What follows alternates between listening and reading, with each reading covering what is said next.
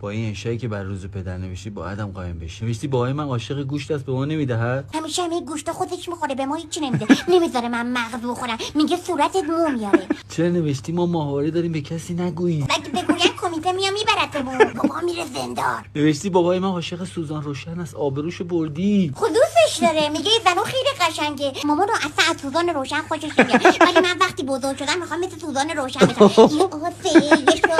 نوشتی مامان من کتکم میزد ولی بابایم نه. خب بابا وقتی مامانو میزنه تا میگه نزن بچم خرف میشه. میگه صدیقه باید پسر میشه چون خیلی آتیشه. چرا الکی نوشتی بابای من مهندس است؟ برای که با چسب دوقلو همه چی میچسبونه. دیدی چقدر گوهی میده چسب دوقلو.